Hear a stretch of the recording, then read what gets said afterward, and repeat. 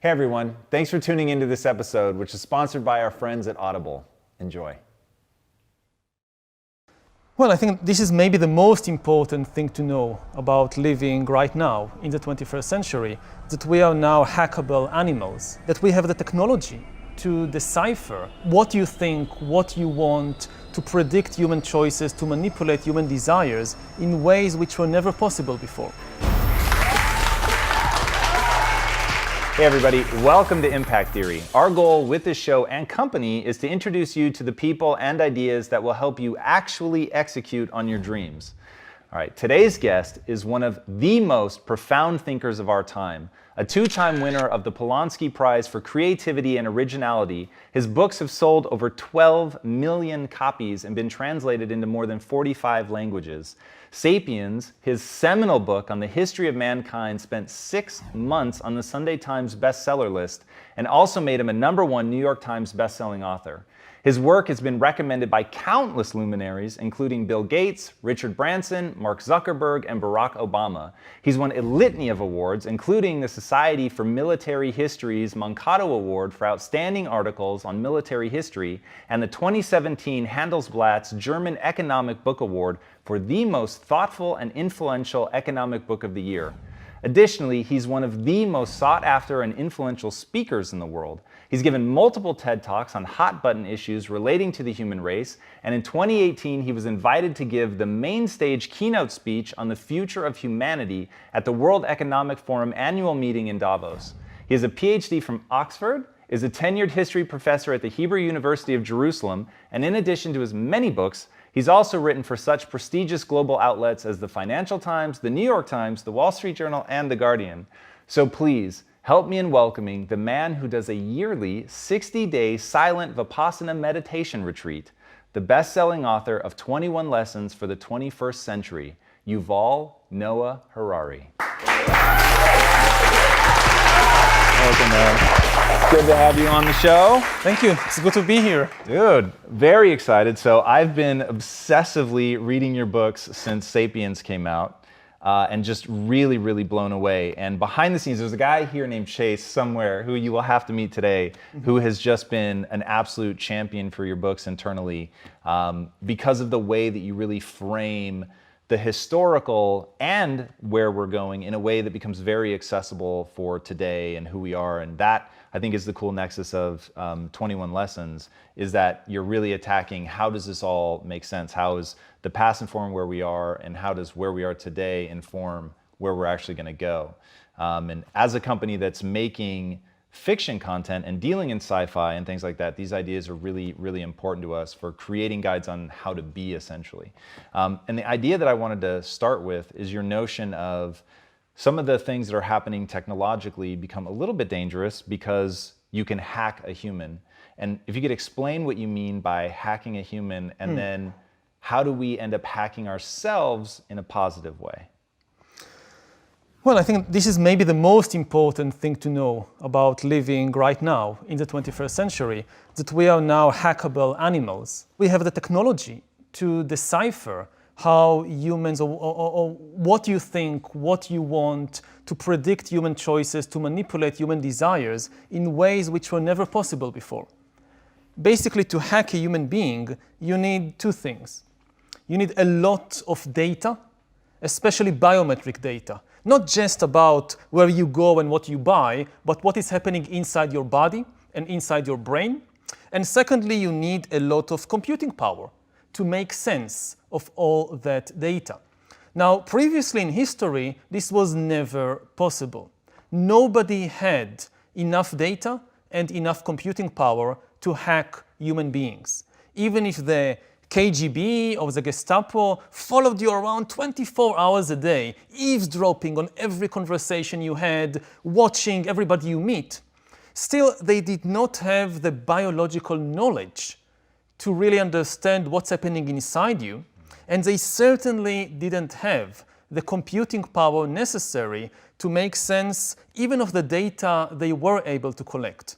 So the KGB could not really understand you, could not really predict all your choices or manipulate all your desires and so forth. But now it's changing. What the KGB couldn't do, corporations and governments today are beginning to be able to do. And this is because of the merger of the revolution in biotech. We are getting better in understanding what's happening inside us, in the body, in the brain. And at the same time, the revolution in infotech, which gives us the computing power necessary. When you put the two together, when infotech merges with biotech, what you get is the ability to create algorithms that understand me better than I understand myself. And then these algorithms can not just predict my choices, but also manipulate my desires and basically sell me anything, whether it's a product or a politician. And so that's what you're calling hacking, that you're hitting me with the right emotional message at exactly the right time based on my biometric data? Mm-hmm. Yeah, this is one of the things you can do. Again, you can predict, you can manipulate, you can eventually also re-engineer or replace. If you really hack a system, you really understand how it functions, then usually you can also re-engineer it, or you can completely replace it. And again, one of the dangers that we are facing today in the 21st century is that computers and AI would be able to replace humans in more and more tasks and maybe push millions of humans out of the job market as a result. All right, so I fully understand the dangers, and we will talk about some of what we were talking about off camera, which is we've got this whole story called Neon Future where we're exploring that notion of what happens to what you've called the useless class when they're pushed out of the job market, and what does that do economically. But just staying with the notion of the hackability for a second. So it's funny, as you were describing it, and I know you bring this sense of like, there's some like real significant problems we need to take a very serious look at. And I get almost giddy with excitement because I have potentially delusional levels of optimism. I'm very open to that. No, I agree. I mean, the thing about this ability to hack humans is that it has also potentially tremendous positive consequences. And this is why it's so tempting. If it was only bad, then it would have been like an easy deal to say, okay, we don't want that, and let's stop researching or going in that direction. But it is extremely tempting because it can provide us, for example, with the best healthcare in history, something which goes far beyond anything we've seen so far. This can mean that maybe in 30 years, the poorest person on the planet can get a better healthcare from her or his smartphone than the richest person today gets from the best hospitals and the best doctors. The kind of things you can just know about what's happening in your body is nothing like we've seen so far. Yeah, no, that's really extraordinary. And if you had to take the positive look and say, okay, we have this ability, let's just say it's already there, we've got all this biometric data, it's kicking off, how would you encourage people to leverage that to empower themselves? And I'll use an example that I found profoundly interesting from your book. So you said that growing up that it was unclear to you that you were gay, but that now Stanford has developed an algorithm that essentially can look at 3 or 4 photos of somebody's face and predict with 91% accuracy whether or not they're gay, which seems impossible. But if that's true, the level of data that we could give ourselves about our like deepest, most hardwired desires, there would be a level of clarity there that seems useful. How would you encourage people to use that? Well, it's a very good example. I mean, the Stanford algorithm, actually, there is a lot of problems with that research, and let's put it aside. But first key message from that is how little people actually know about themselves. And one of the most important things in my life, and also I think in my scientific career, was the realization of how little I know about myself and humans in general. There were so many important ideas and important facts we don't realize about ourselves. I was 21 when I finally realized that I was gay, which is, when you think about it, it's absolutely amazing. I mean, it should have been obvious at age, 16, 15.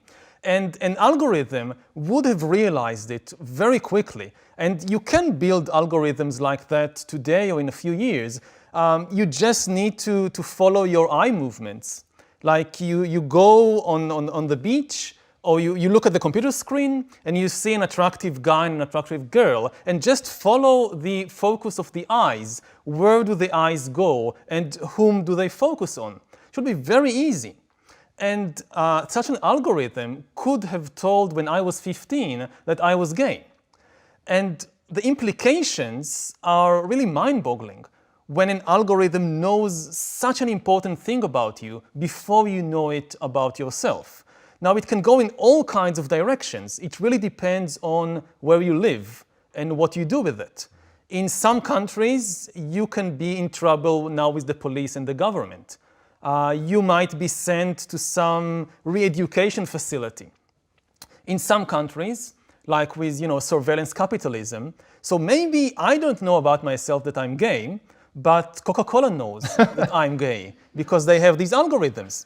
And they want to know that because they need to know which commercials to show me. Let's say Coca-Cola knows that I'm gay, and I even know it about myself, that they know it, and Pepsi doesn't. Coca-Cola will show me a commercial with a shirtless guy drinking Coca-Cola, but Pepsi will make the mistake of showing a girl in a bikini. And next day, without my realizing why, when I go to the supermarket, when I go to the restaurant, I will order Coca-Cola, not Pepsi. I don't know why, but they know.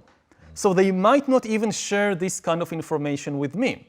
Now, if the algorithm does share the information with me, again, a lot depends on context. One scenario is that you're 15 years old, you go to a birthday party of somebody from your class, and somebody just heard that there is this cool new algorithm which tells you your sexual orientation. And everybody agrees it will be a lot of fun to just have this game that everybody takes turn with the algorithm and everybody else looking and seeing the results. Would you like to discover about yourself in such a scenario? This can be quite a shocking experience. Okay, but even if it's done in like complete privacy, it's a very deep philosophical question. What does it mean to discover something like that about yourself from an algorithm? What does it mean about human life, about human identity? We have very little experience with these kinds of things. From very ancient times, all the philosophers and saints and sages tell people to get to know yourself better. It's one of maybe the most important thing in life is to get to know yourself better. But for all of history, this was a process of self-exploration, which you did through things like meditation and maybe sports and maybe art and contemplation and all these things. What does it mean when the process of self-exploration is being outsourced to a big data algorithm? Again, the philosophical implications are quite mind-boggling. It's interesting. So let's talk about that. So the implications, you're outsourcing the self-discovery process. To me, that sounds so profoundly useful because all day the people that write into me, they're asking basically one essential question. How do I find the thing that I love? Because I tell people, you need to develop a passion in your life. I don't think you find it. I think you develop it. But they need to start from an area of real interest. It needs to be actually something that at a hardwiring level, they get that response. So their next question is like, how, right? How do I get into that? How do I discover the thing that triggers me like that? And if I discover it, then how do I develop it into a passion? If you had an algorithm, something that were able to use the more manipulative techniques that you were talking about that Coca-Cola is doing or whatever, but give it to you in a way that can move you in a desired direction. So I'll give you a specific example that you give in the book. So talking about how, let's say there was an algorithm that knew you'd just broken up with somebody, knew that you were in the grips of heartache, because they're reading your biometrics. Yeah, they're watching your heart. In fact, give it to us. That example that you put. So the biometrics, they're reading you, it's the song, it knows what songs to pick. Yeah, I mean, something as simple as choosing music. So you were just dumped by your boyfriend or girlfriend, and the algorithm that controls the music that you listen to chooses the songs that are the best fit for your current mental state. And of course, this brings up the question of what is the matrix? What do you actually want from the music? Do you want the music to uplift you? Or do you want the music to kind of connect you to the deepest level of sadness and depression? And ultimately, we can say that the algorithm can follow different kinds of instructions. If you know what kind of emotional state you want to be in, you can just tell the algorithm what you want and it will do it. If you're not sure, you can tell the algorithm, follow the recommendation of the best psychologist today. So let's say you have the 5 stages of grief. So, okay, walk me with music through these 5 stages of grief. And the algorithm can do that better than any human DJ. And what we really need to understand in this regard is that what music and most of art plays on, in the end, is the human biochemical system. At least according to the dominant view of art in the modern Western world. We had different views in different cultures, but in the modern Western world, the idea of art is that art is above all about inspiring human emotions. It doesn't necessarily have to be joy. Great art can inspire also sadness, can inspire anger, can inspire fear. It can be a whole palette of emotional states, but art is about inspiring human emotions.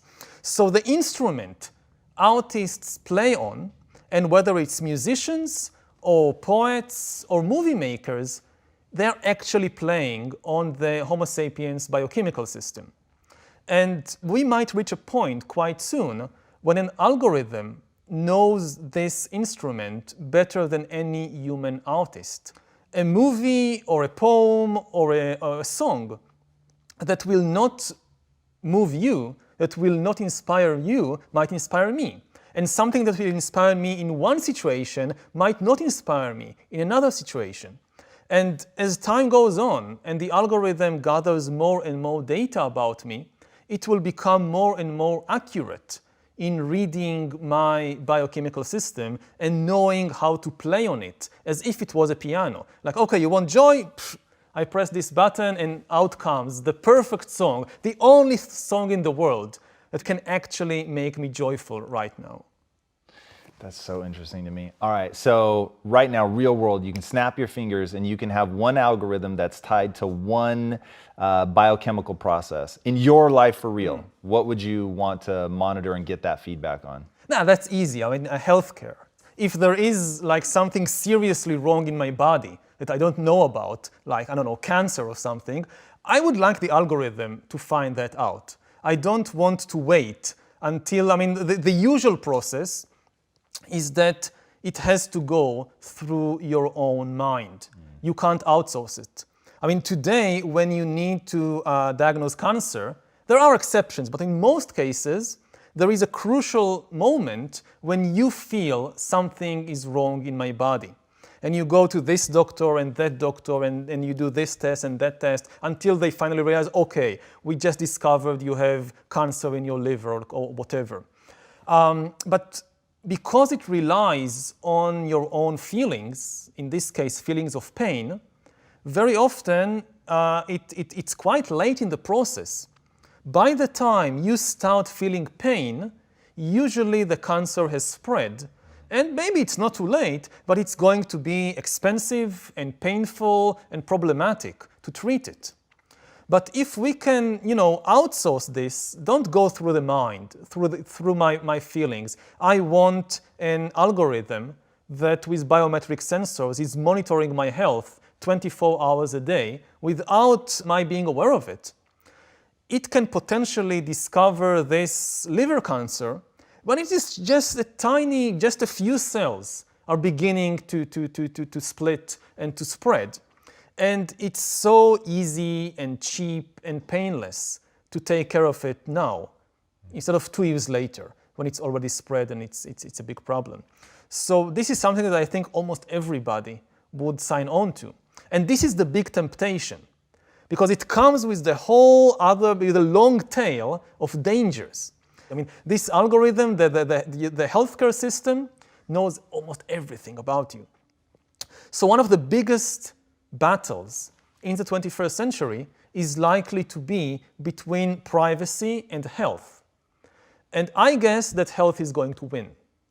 Most people will be willing to give up a very significant amount of privacy in exchange for far better healthcare. Now, we do need to try and enjoy both worlds to create a system that gives us a very good healthcare, but without compromising our privacy, keeping yes, you can use the data to tell me that there is a problem and we should do this or that to solve it, but I don't want this data to be used for other purposes without my knowing it. Whether we can reach such a balance and have your cake and eat it too, that's a big political question. Yeah, that is very crazy and very exciting for somebody like me who definitely errs on the side of wanting the healthcare.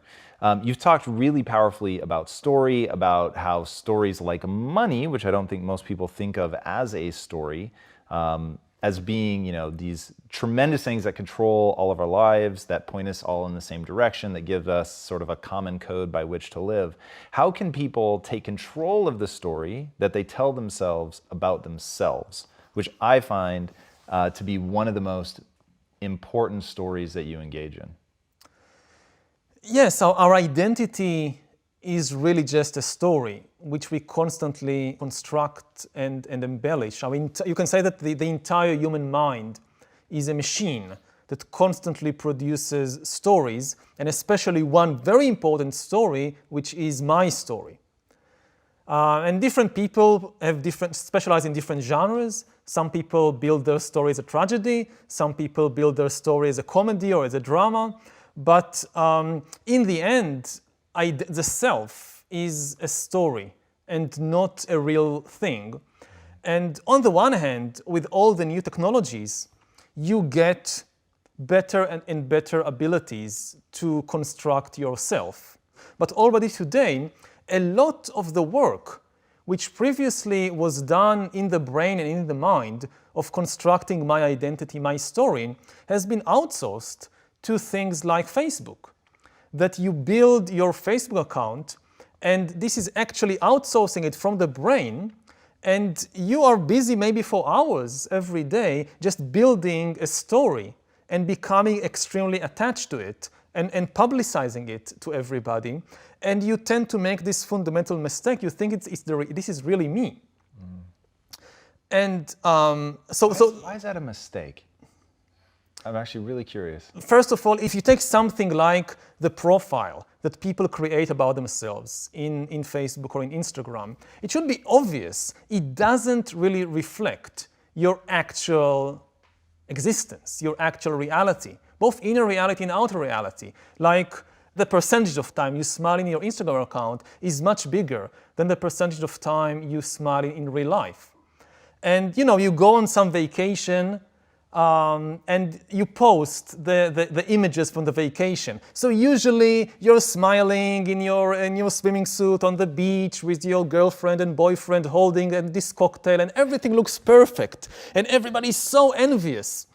But actually you just had a nasty fight with your boyfriend 5 minutes ago, and then this is the image that everybody else is seeing and thinking, oh, they must have such wonderful time. And afterwards, like a year later or 2 years later, you look back and this is what you see. And you forget what was the actual experience like. What is the role of truth in the story that we tell ourselves about ourselves? Very little. Do you think there should be more? There should definitely be more. And what would be the outcome if we were like, I'm really going to make sure that the story I tell myself is objectively true? It's going to be very, very painful and difficult. I think it is worth the effort, but it's just very difficult. We constantly edit this story. Just like the news on TV are edited, and just like, it's a bit like making a movie. Like you watch the movie in the cinema and everything is so seamless. Like, yeah, this is the story, it flows. And then when you actually see how a movie is produced, this is insane.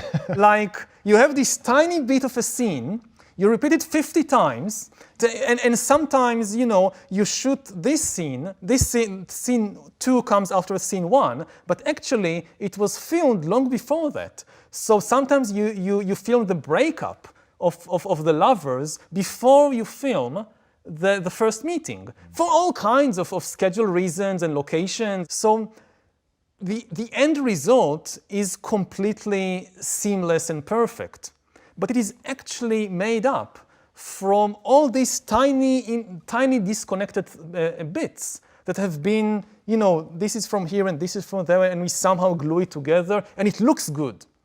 And it's the same with the story of our life. It's all kinds of bits and pieces, and only when you tell it to yourself or to somebody else, it kind of makes sense.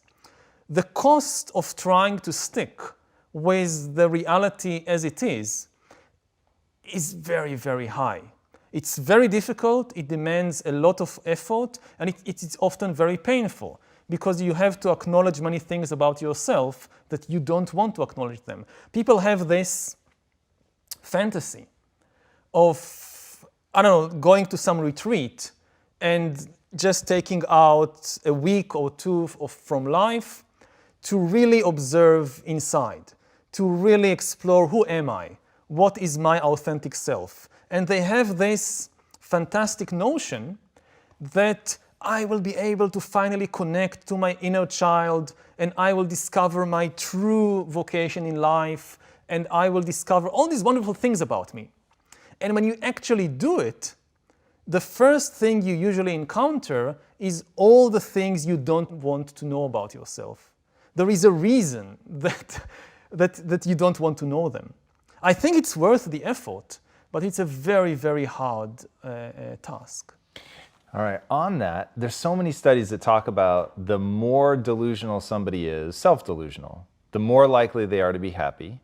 You've said one of the big questions as a historian you're trying to answer is, as we've moved forward as a species, a society, have we actually gotten happier? Mm-hmm. So there is some importance, it sounds like, that you place on happiness. So why then would you want people to do that hard work of facing the realities, recognizing the things about themselves that they don't necessarily want to recognize? Mm-hmm. Is that because you think it leads to more happiness? I think that ultimately it is worth the price. I mean, delusions come at a very high price also. And not just to yourself, but to people around you, to the world as a whole. I mean, ultimately, this leads to things like wars and like genocide and I come from Israel, I come from the Middle East, so I am surrounded by millions of people who are killing each other because of all kinds of fictional stories and delusions that they believe in. So sometimes it's an important defensive mechanism. It's very difficult to live just with the raw truth all the time. But the price of delusion and the price of not being able to tell the difference between fiction and reality, it adds up. And eventually it adds up to things like genocide and war. That sounds like a pretty extraordinary price to pay. Yeah, I will agree with you there. In 21 lessons is, what do we do when we're faced with being put out of work, that we are one of the useless class, and we have to do this reinvention at a career level? You're living longer, your career life is 50, 60, 70, 80 years, whatever that looks like, in a time where every 7 to 10 years, it's a completely new world. What do you think the human capacity for that level of reinvention is? Well, that's a very important question. It has little to do with immortality, because even without immortality, we are heading in that direction. Even if the lifespan remains as it is, 80 years, every 10 years, you have another big shock. I mean, one of the things many people don't realize about the AI revolution and the automation revolution, they imagine it as some kind of one-time event. We have the big AI revolution in 2025. You have all these truck drivers and taxi drivers and doctors and whatever losing their jobs. You have a few difficult years of adjustment, and then eventually you have the brave new world of AI with a new equilibrium. And this is an extremely unlikely scenario, because we are nowhere near the maximum potential of AI. The speed in which it develops is only likely to accelerate. So what we are really going to face is a cascade of ever bigger revolutions in the job market and in many other areas of life, relationships, politics, and so forth. So you have a big disruption in 2025, you have an even bigger disruption in 2035, an even bigger one in 2045, and so forth. And if you look, say, at the job market, so okay, you were a truck driver and they no longer need you, but there is new demand for yoga teachers. So you somehow reinvent yourself at age 40. I'm no longer a truck driver, now I'm a yoga teacher. It's very difficult, you somehow do it. 10 years later, no need of yoga teachers, thank you very much. We now have these amazing applications connected with biometric sensors to your body. They know exactly what you're doing with every tiny muscle. As you do this posture or that posture, no human yoga teacher can compete with that. You're out of job. You have to reinvent yourself again as a designer of virtual world games. And you do it somehow. But 10 years later, you have to do it again because this too has now been automated. And even if you get support from the government and there is all these education for adult system, the really big question is, again, it's psychological. Do we as human beings have the mental stability and the emotional intelligence necessary to reinvent ourselves repeatedly?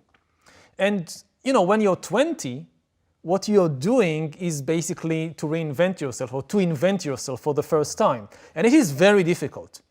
When you're 30, it's even more difficult, but you somehow do it.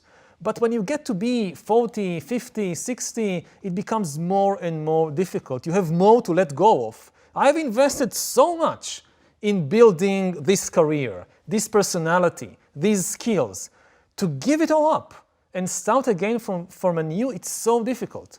So I don't know whether we can do it. Yeah, that is the question that I think we'll ultimately be forced to answer. And that brings me to education. So what do you think that if we're talking to somebody who's 18 right now, they're trying to decide, do I go to college, yes or no? Mm-hmm. Should they go to college? And if they go to college, what should they be studying? It's a very difficult question. The first thing they should realize is that nobody really knows. Nobody really knows how the job market would look like in 2040. Sure.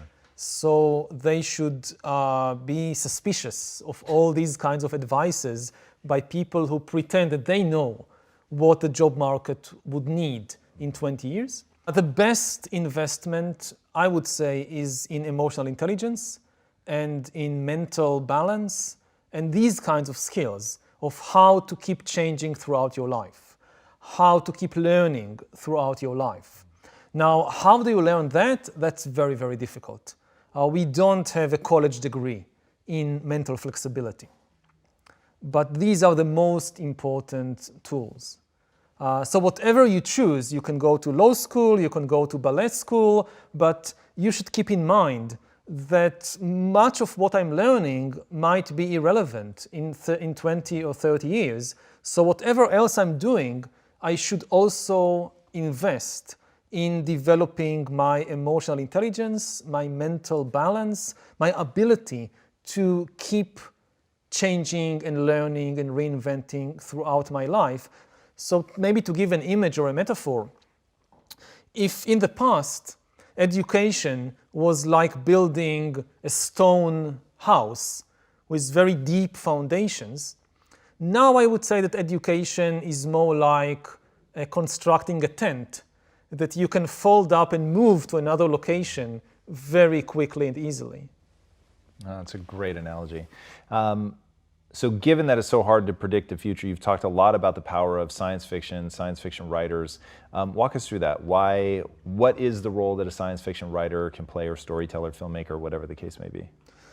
Our lives in the 21st century, more than anything else, are going to be new technologies, especially AI and biotechnology.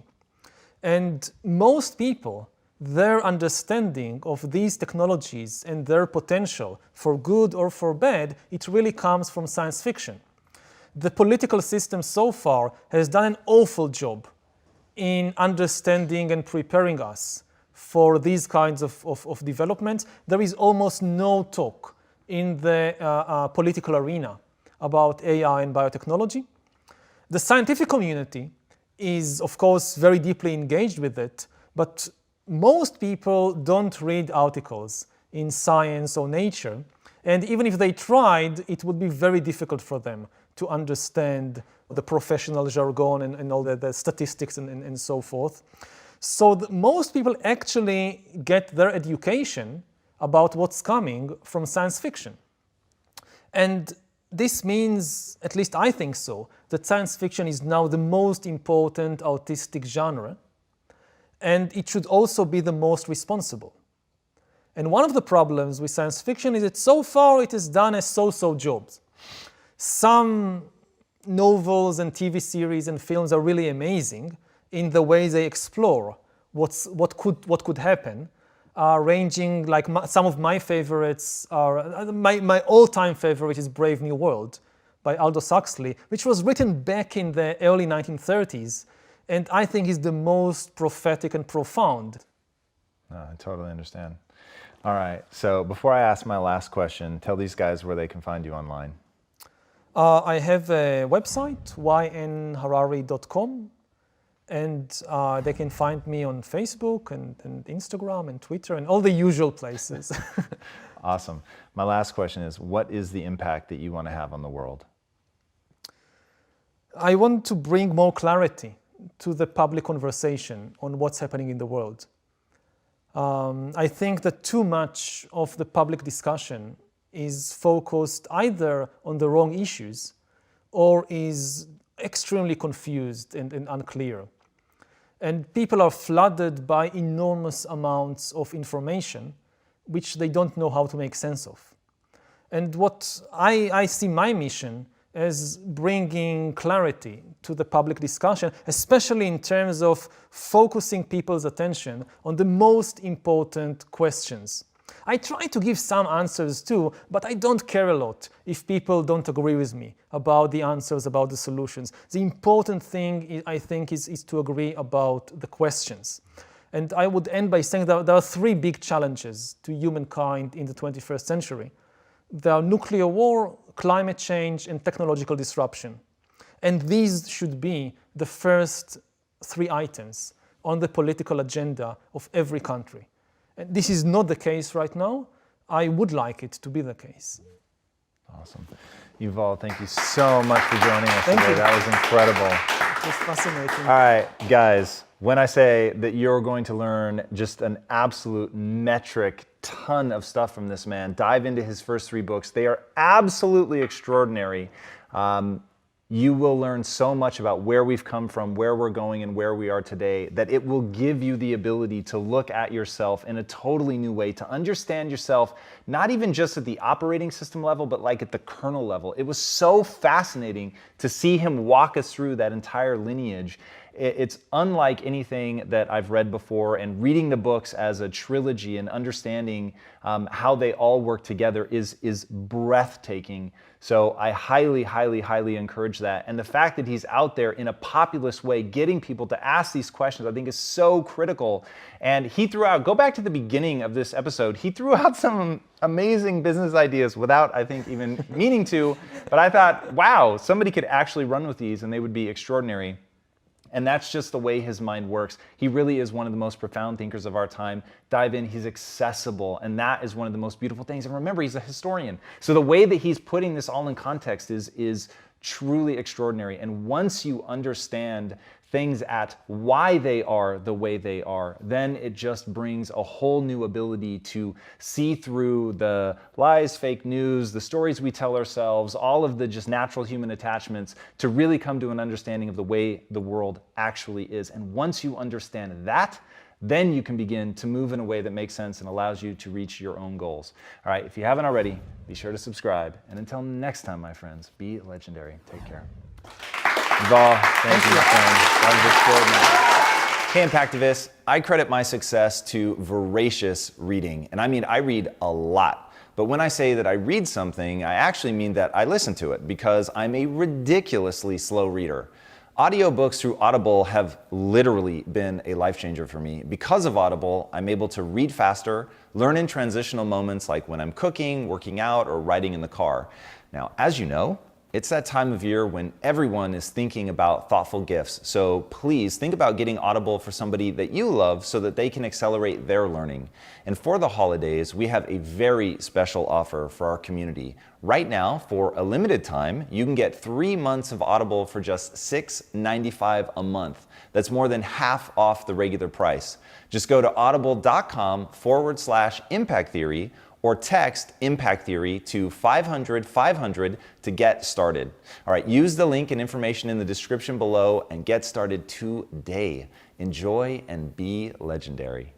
Hey everybody, thank you so much for watching and being a part of this community. If you haven't already, be sure to subscribe. You're gonna get weekly videos on building a growth mindset, cultivating grit, and unlocking your full potential.